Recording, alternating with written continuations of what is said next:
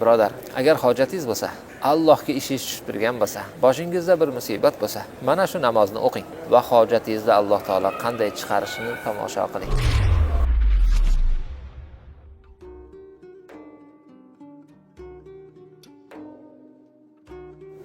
Bismillahirrohmanirrohim.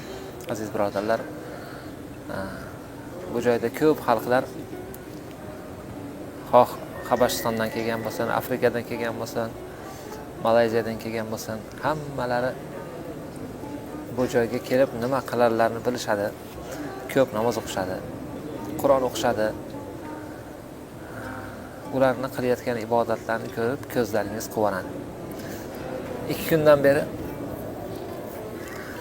Baqiy qabristoniga kirib, payg'ambarimiz sollallohu alayhi va sallamning amakilari Abbos roziyallohu anhuni ziyorat qilib o'tyapmiz.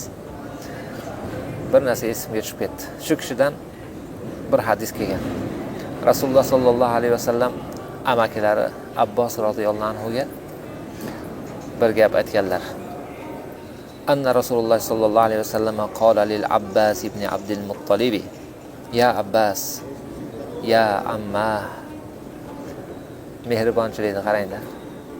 U kishi deyarli Rasululloh bilan tengqur, juda qadrdon amaki. Boshqa tomondan yana bir qarobat bor. Rasulullohga boja bo'ladilar. Maymuna onamiz roziyallohu anha tomonlaridan. Rasululloh ko'p yaxshi ko'rardilar. Bir kun aytadilarki: "Ey Abbos, ya amma, ey amakijon, ey amaki, sizga bir marhamat qilaymi? Sizga lutf ko'rsataymi? Sizni 10 ta xislatli qilib qo'yaymi? Qachon siz agar shu men hozir aytgan narsani qiladigan bo'lsangiz, Alloh taolo sizni avvalgi gunohlaringizni kechirib yuboradi. Alloh taolo sizni keyingi gunohlaringizni ham kechirib yuboradi. Alloh taolo sizni gunohingizni yangisini ham kechirib yuboradi, qadimgisini ham kechirib yuboradi. Xato qilganingizni ham kechiradi, qasddan qilganingizni ham kechiradi, kichigini ham kechirib yuboradi, kattasini ham kechirib yuboradi, sirrini ham kechirib yuboradi, oshkorini ham kechirib yuboradi. Mana shu ishni qiling. Bu men sizga aytayotgan 10 ta xislat 4 rakat namoz o'qishligingiz dedilar. Va keyin 4 rakat namozni tushuntirdilar. Tushuntirganlardan keyin aytadilarki: "Ey amaki, agar hozir men aytgan narsani eplay olsangiz, bir kunda bir marta qiling. Bir kunda bir marta shu namozni o'qib qo'ying. Tepadagi va'dani qarang. Alloh taolo hamma gunohingizni kechiradi." Hattoki hadisda Imom Termiziydan kelgan hadisda bir qo'shimcha ham borki, agar sizni gunohingiz dengizlarning ko'pigacha bo'lsa kechirib boradi. Qilmaysizmi shunchalik narsa va'da qilinsa? Bu 4 rakatli namoz dedilar. Shu namozni agar qodir bo'lsangiz bir kunda bir o'qing. Yoki bir jumada bir o'qing.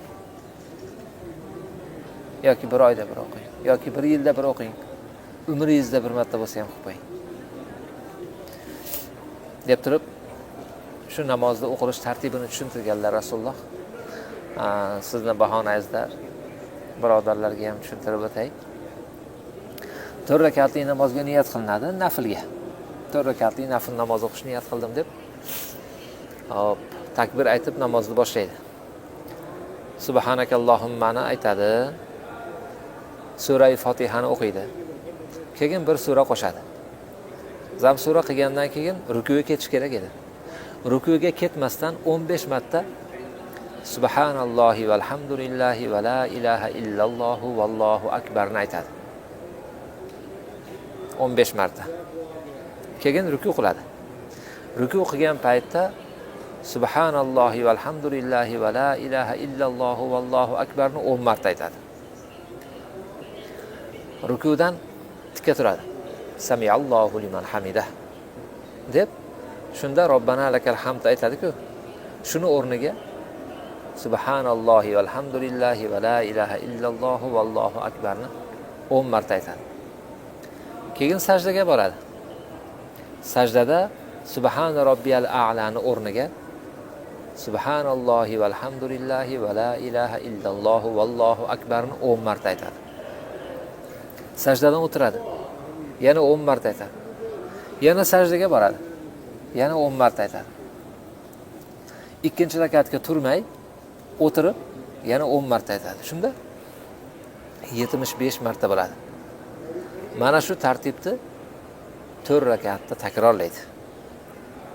Bu namozni otini tasbihlar namozi deydi. Ulamolar aytishar ekan, kishi Allohga hojati bo'lsa, qanaqa hojat bo'lsa, xoh qarzi bo'ladimi? Xoh kasalligi bormi? Xoh boshiga bir musibat tushibdimi? Xoh gunohlari bormi? Bundan ko'ra yaxshiroq uni xorij qiladigan narsani ko'rmadik. Hojat uchun tasbih namozidan yaxshi narsa ko'rmadik. Birodar, agar hojatingiz bo'lsa, Allohga ishingiz tushib turgan bo'lsa, boshingizda bir musibat bo'lsa, mana shu namozni o'qing va hojatingizni Alloh taolo qanday chiqarishini tomosha qiling. Biz Hazratimiz sevgili payg'ambarimiz Muhammad sallallohu alayhi va sallamning masjidlarida bir hadisni sizlarga ilindik. Ajabmaski, Rasululloh sallallohu alayhi va sallam bundan xursand bo'lsalar, palonchilar, pistonchilar bu joyga kelishib, meni bir hadisimni o'rganishdi va shunga amal qilishdi desalar, ajabmaski, qiyomat kuni shafaat qilsalar. Vassalomu alaykum va rahmatullohi va barakatuh. Salomat bo'linglar.